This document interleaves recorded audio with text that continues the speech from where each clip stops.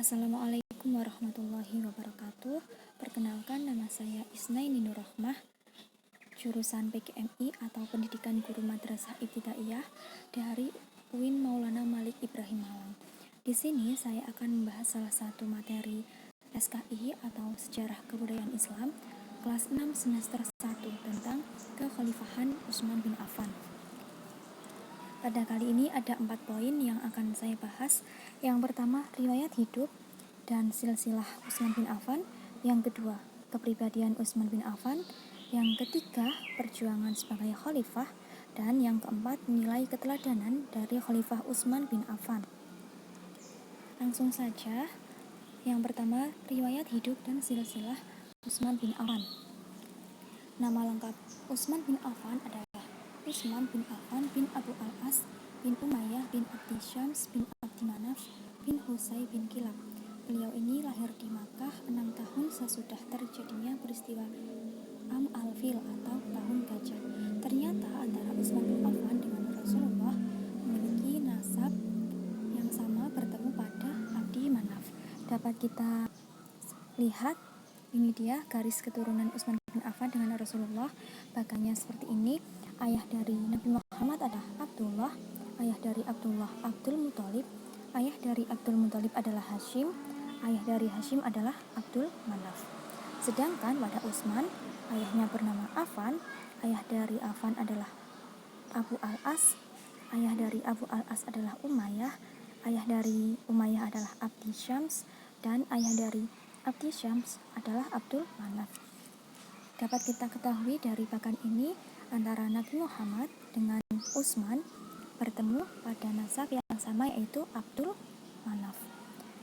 Oke, kembali ke slide sebelumnya.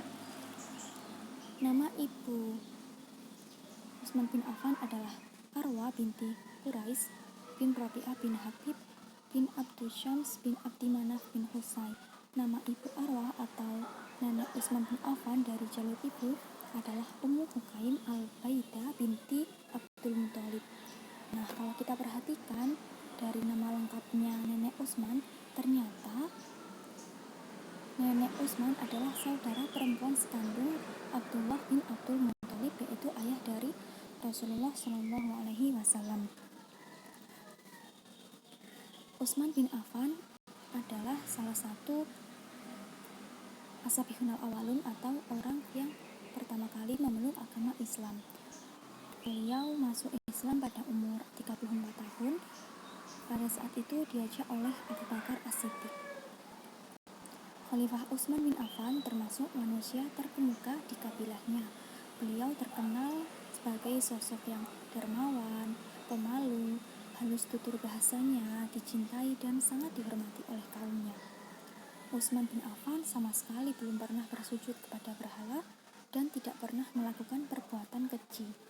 Nah, sebelum beragama Islam, beliau juga tidak pernah meminum minuman keras. Utsman bin Affan memiliki gelar Dzunurain, yang artinya pemilik dua cahaya. Kenapa beliau menyandang gelar tersebut? Karena Utsman menikahi dua putri Nabi, yaitu Ruqayyah dan Ummu Kulsum. Pada saat kaum muslimin bersiap-siap keluar untuk melaksanakan perang Badar, Ruqayyah ini sakit dan meninggal dunia. Kemudian Rasulullah menikahkan Utsman dengan putrinya, yaitu Ummu Kulsum. Namun ada juga beberapa ulama yang menjelaskan bahwa Dzunurain ini diperoleh dari Utsman membaca Al-Quran dan melaksanakan sholat malam. Utsman bin Affan meninggal pada hari Jumat tanggal 18 Dzulhijjah tahun 35 Hijriah dikarenakan dibunuh oleh Muhammad bin Abu Bakar ketika sedang membaca Al-Quran pada waktu subuh. Oke, yang kedua akan kita bahas mengenai kepribadian Utsman bin Affan. Pada kali ini saya hanya mengambil 5. Yang pertama, kerendahan hati atau tawadhu. Nah, apa saja bukti dari Utsman bin Affan ini mempunyai sifat rendah hati?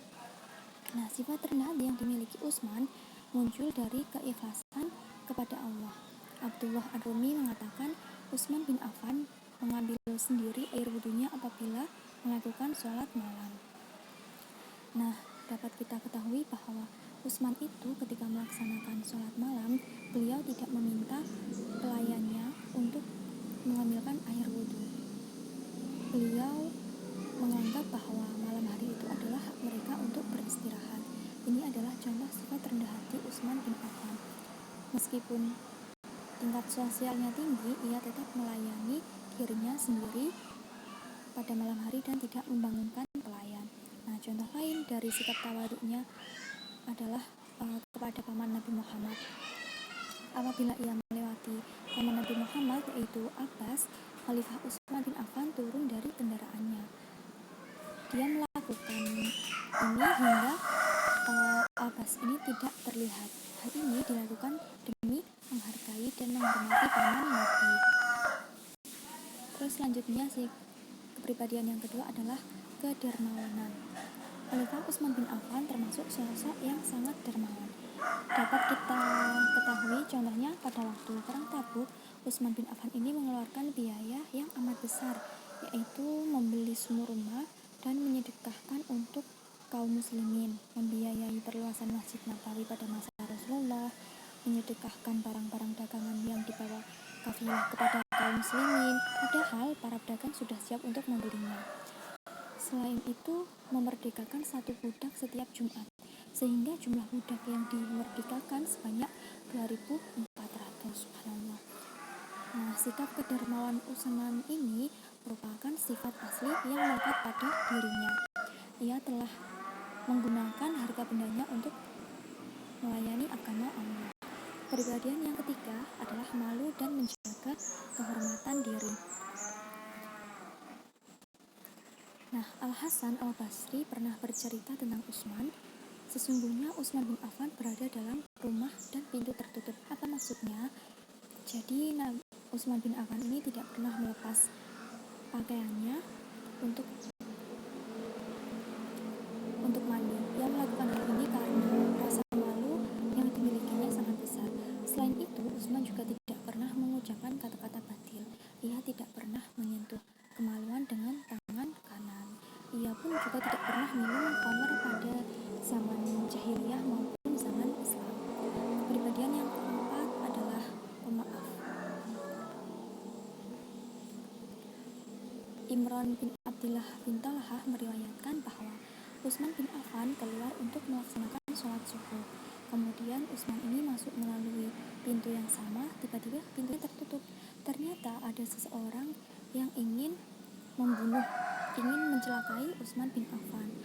Namun, meskipun ada orang yang mencelakainya, Utsman ini memaafkan orang tersebut. Oke, kepribadian yang kelima adalah ahli ibadah. Khalifah Utsman bin Affan termasuk orang-orang yang sungguh-sungguh dalam beribadah.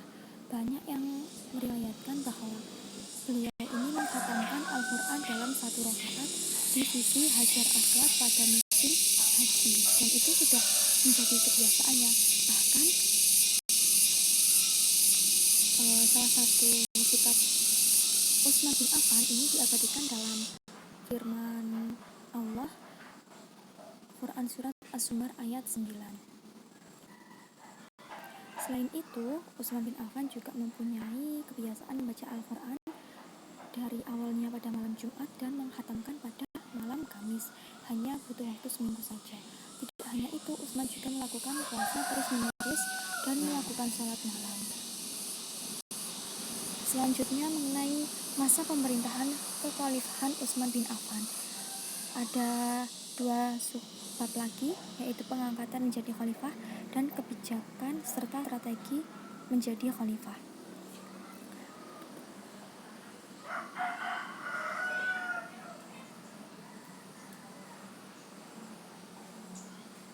Oke, baik, saya akan menjelaskan tentang pengangkatan menjadi khalifah. Umar bin Khattab, yaitu khalifah sebelumnya, sebelum meninggal membentuk tim formatur atau yang dikenal dengan Dewan Syuro. Mereka terdiri dari 6 sahabat, yakni Utsman bin Affan, Ali bin Abi Thalib, Talhah bin Ubaidillah, Zubair bin Awam, Sa'ad bin Abi Waqqas, Abdurrahman bin Auf, dan Abdullah bin Umar. Nah, ini anaknya Umar sendiri. tidak boleh dipilih. Nah, setelah menunjuk mereka, Umar memaparkan aturan main pemilihan tersebut.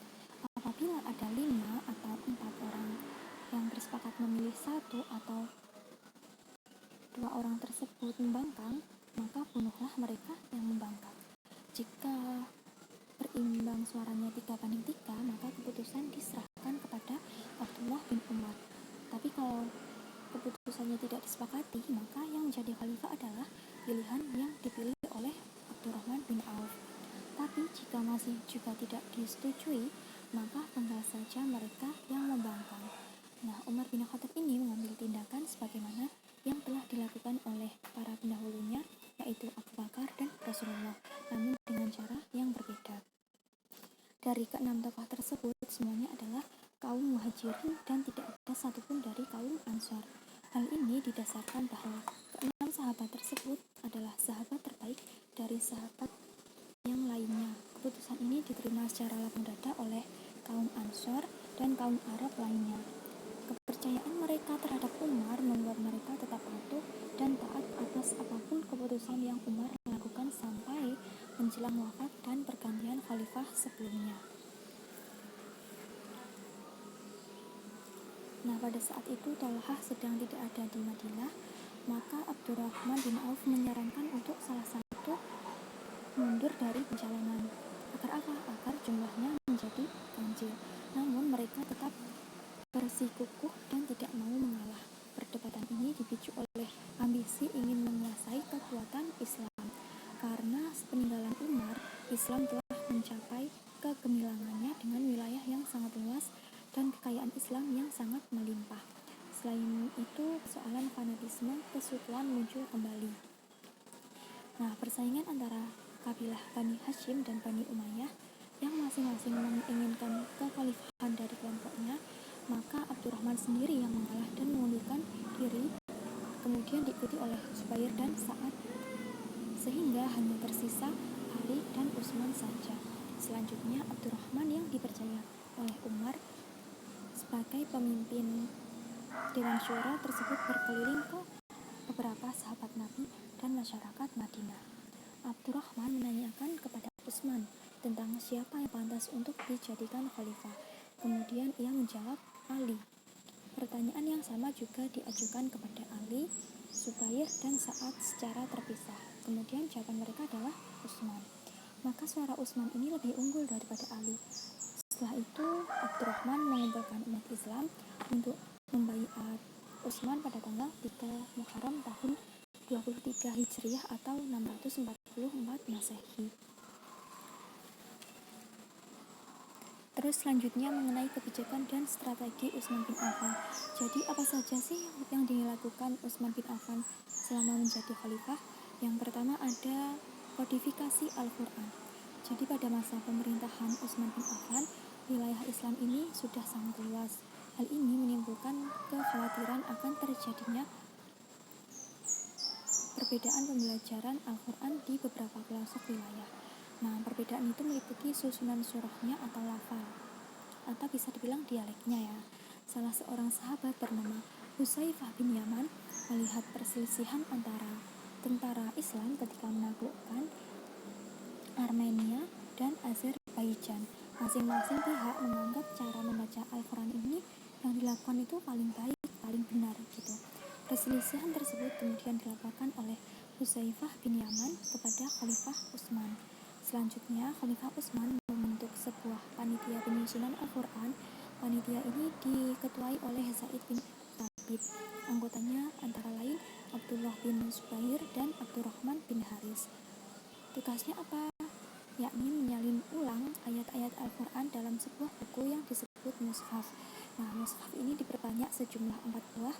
Salah satunya tetap berada di Madinah, sedangkan 3 lainnya dikirim ke Suriah, Basrah, dan Kufah.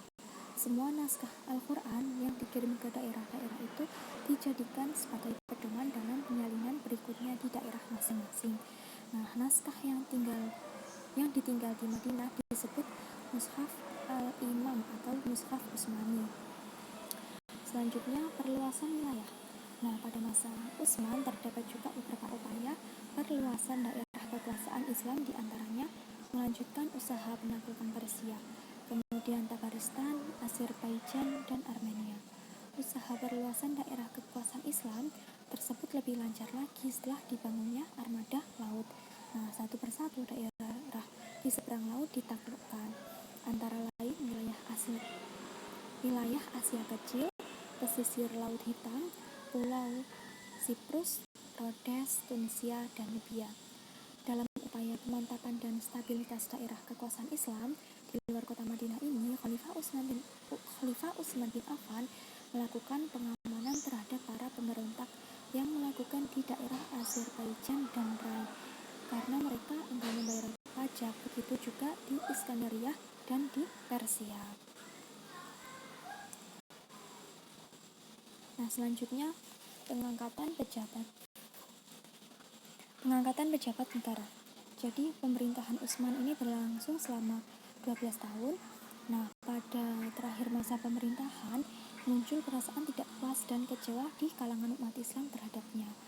Nah, kepemimpinan Utsman sangat berbeda dengan kepemimpinan Umar. Ini mungkin karena umur Utsman itu lanjut ya. Soalnya kan diangkat menjadi khalifah dari usia 70 tahun dan sifatnya yang lemah lembut. Akhirnya pada tahun 35 Hijriah atau 655 Masehi, Utsman dibunuh oleh kaum pemberontak yang terdiri dari orang-orang yang kecewa tersebut. Salah satu faktor yang menyebabkan banyak kecewa terhadap kepemimpinan Utsman adalah kebijaksanaannya mengangkat keluarga dalam kedudukan tertinggi. Salah satunya Marwan ibnu Hakam. Dia pada dasarnya menjalankan pemerintahan, sedangkan Utsman ini menyandang gelar khalifah. Tapi setelah banyak anggota keluarganya yang duduk dalam jabatan penting, Utsman ini bagaikan boneka di hadapan kerabatnya tersebut. Dia tidak dapat berbuat banyak dan terlalu lemah terhadap keluarganya. Dia juga tidak tegas terhadap kesalahan bawahannya. Harta kekayaan negara oleh kerabatnya dibagi-bagikan tanpa terkontrol oleh Utsman sendiri. Kebijakan selanjutnya yakni pembangunan fisik.